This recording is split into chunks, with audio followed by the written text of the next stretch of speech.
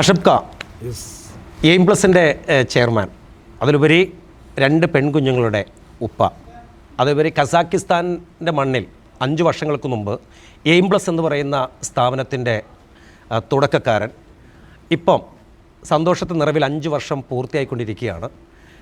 ഇപ്പം എയിം പ്ലസിൻ്റെ ഒരു ചെയർമാൻ എന്ന രീതിയിൽ അഷബ്കയ്ക്ക് ഈ പ്രസൻറ്റ് മൂമെൻറ്റിൽ തോന്നുന്ന ഏറ്റവും ഹൃദയസ്പർശിയായ ഒരു ഓർമ്മ എന്താണ് ശരിക്കും?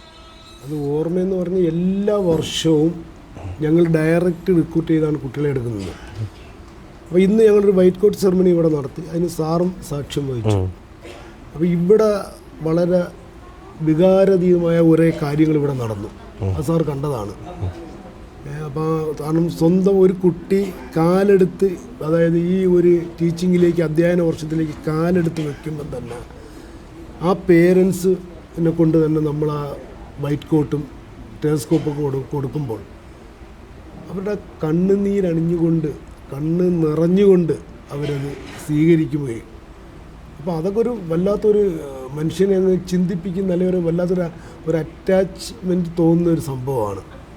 അപ്പോൾ അതുകൊണ്ട് നമുക്ക് പലപ്പോഴും ആ ഒരു ആറ്റിറ്റ്യൂഡിലാണ് നമ്മളൊരു പ്രോമിസ് ചെയ്യുന്നുണ്ട് പേരൻസിൻ്റെ അടുത്ത്, കുട്ടികൾ നല്ല രീതിയിൽ നമ്മളുടെ അടുത്ത് നിന്നാൽ 6 വർഷവും നമ്മൾ ആ കുട്ടികളെ സംരക്ഷിക്കും, പ്രൊട്ടക്റ്റ് ചെയ്യും. നമ്മളവിടെ പഠിപ്പിച്ച് അല്ലെങ്കിൽ MBBS കഴിഞ്ഞ് കയറ്റി നാട്ടിലേക്ക് വിടുകയല്ല, കൊണ്ടുവന്ന് നമ്മൾ തന്നെ എക്സാം എഴുതിച്ച് നമ്മൾ തന്നെ PG ലെവലിൽ വരെ എത്തിക്കാനുള്ള ഒരു തയ്യാറെടുപ്പിലാണ് നമ്മളുള്ളത്.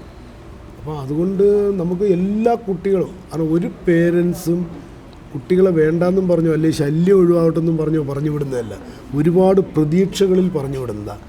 അതിന് നല്ലൊരു എന്താ പറയുക, ഒരു ഉത്തരവാദിത്വം നമ്മൾ ഏറ്റെടുക്കേണ്ടതാണ്.